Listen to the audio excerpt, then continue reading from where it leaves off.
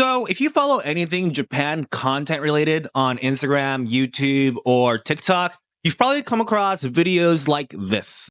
Do you want to date with Japanese guy? ちなみに中国に対してっていい印象を持って Where are you from? How long have you been in Japan? I'm from India. Or what you call a street interview, or more specifically, Japan street interviews, and these have been super popular these past few years. It seems like a lot of these videos have gotten popular over the pandemic because people were so obsessed with Japan while we were on lockdown. It's always funny when you find this kind of content because a lot of the times it is just pure clickbait or just a straight up lie. And I want to break down some of these misconceptions that these street interviewers are pushing out to the internet. Now, street interviews aren't entirely a new thing. They've been kind of a big thing for a while now. And if you've ever been in the Japan space on YouTube, you probably can recognize Japanese man Yuta. He's not me, by the way. And also Nobita, who interviews porn stars. But in comparison to the golden age of YouTube content, we have shorts, we have TikTok, we have Reels. So if you've never posted anything on these platforms, you might not know this, but these platforms reward you for very short content. So a lot of us, like me, who doom scroll on the internet, doesn't really have a long attention span. So they just want something very controversial or to get the comment section going. In fact, I always do this on my Instagram. I always just make controversial things to get people riled up. And that just seems to be how it is in this space. So the issues behind these new form of street interviews is that they always seem to omit the context of the videos. So when you do these reels where you just ask simple questions like, what is your favorite food in Japan? Or what do you feel about a certain city in Japan? It is completely fine because you don't really need the context behind it. But it seems like a lot of the times, and especially if you go on TikTok right now and search Japanese street interview, you're going to get topics like this. 日本人の男性浮気してる人多いと思います。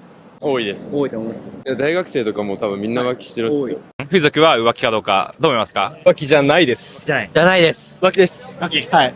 周りとかに結構多いんですか？周りも多いし、自分も多い。自分も多い。あ、なるほど。絶対 So as you can see, cheating and prostitution is such a big topic on these platforms because they are very controversial and it gets the conversation going. So if you go back and look at every single reel of this certain topic is taking place in, it's always in Shibuya or Shinjuku, notably the Kabukicho area. If you know anything about Kabukicho, it's pretty much like a drinking town. A lot of young people like to hang out on the weekends, and it also has a red light district. So when you go up to certain people who are in a very young demographic, of course, you're going to get people that are okay with cheating and okay with doing that kind of stuff because they all kind of hang out there. Kabukicho is probably the most degenerate area of Tokyo, and I'm not even exaggerating.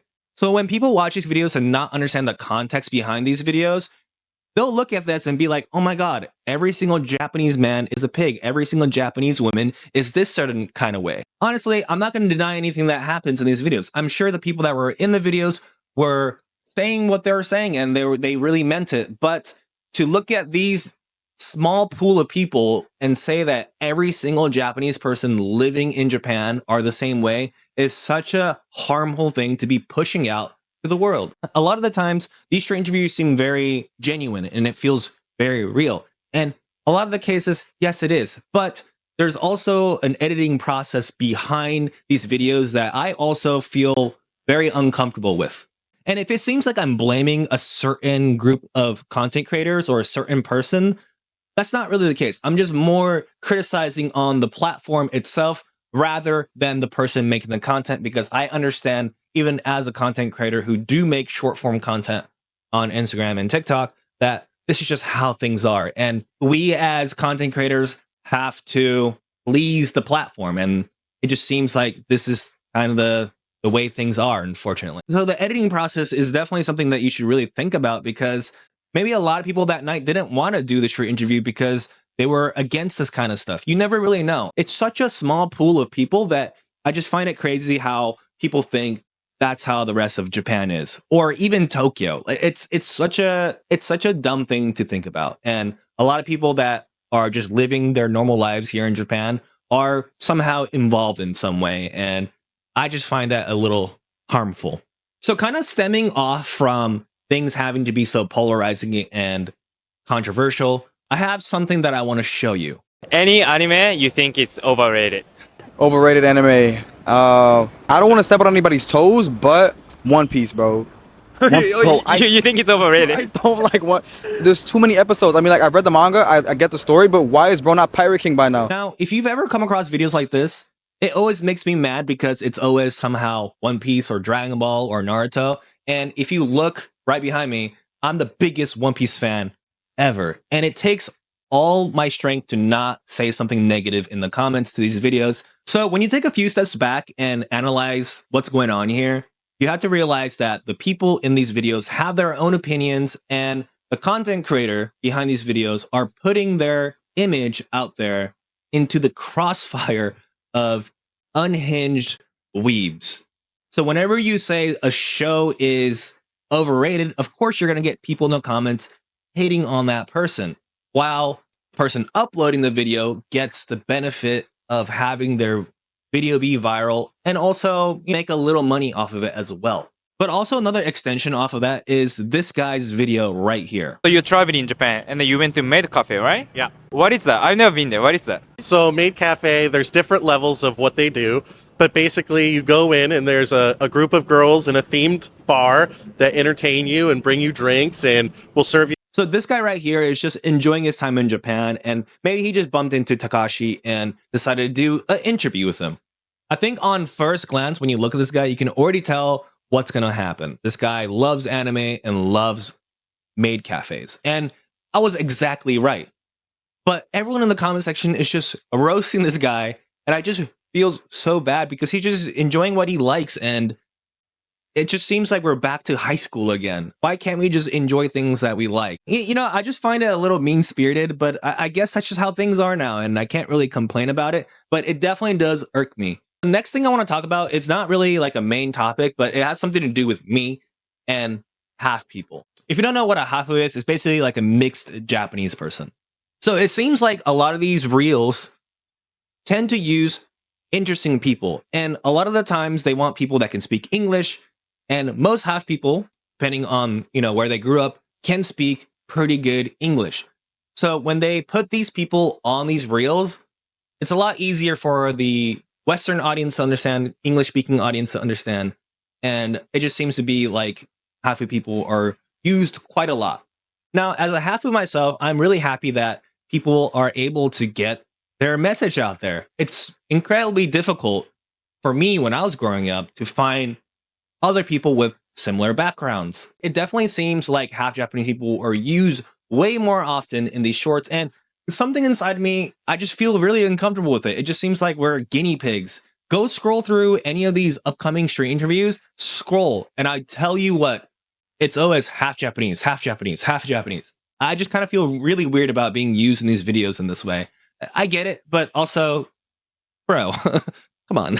Also, I don't know if you've ever looked into the description of a lot of these videos, and sometimes they sprinkle in a little bit of context, but a lot of the times, especially on Takashi's videos, the people that he interviews are usually people that have some sort of significance online. Either they're a content creator or they're trying to promote something. So this got me thinking, not only that these videos are pre-planned, it also tells you that a lot of these street interviews are never very spontaneous as they seem. And maybe I'm just being naive, and I thought for the longest time street interviews were just random people in the streets being interviewed. But it seems like the meta nowadays is find someone very interesting, usually a half person, also finding someone with like an online presence to really help boost the reels even further. A lot of times it just feels a little bit more disingenuous in comparison to, I guess, the golden age of street interviews in the mid 2010s.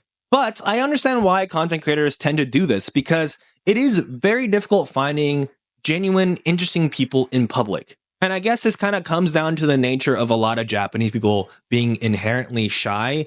And it's also really hard to make videos on certain topics that require a lot more thinking and not on the spot. As time goes on, street interviews are going to get more and more complex. It's not about their favorite food or their favorite color or whatever the hell. It's going to be a lot more deeper conversations that definitely does require more people to think about it before they get on camera.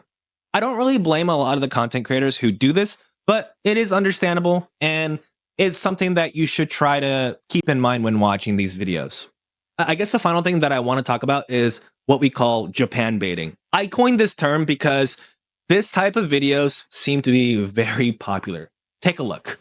外国人と付き合いたいと思ったことってあります？めっちゃあります。めっちゃありめっちゃあります。国際結婚とかしたいって思ったことあります。ね、いいですね。でも言語の壁はありますけど。例えばすごいスマートなイメージがあるので、付き合ってみたいなと思ったことはあります。白人男性についてどう思いますか？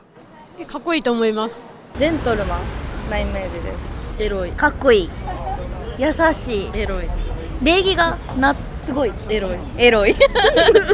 That's what I call Japan baiting. If you never come across these videos, I am genuinely surprised because if you've ever watched any street interviews, this is the main topic. And a lot of doppelgangers who try to be like the next Takashi from Japan ask the same question. And if you've ever scrolled through the comment section, and I hope to God you don't, you're just going to have a lot of losers in the comment section saying how they can bag these Japanese girls or how Japanese women are easy. Not only do these videos affect Japanese women, it also affects foreigners who live in Japan.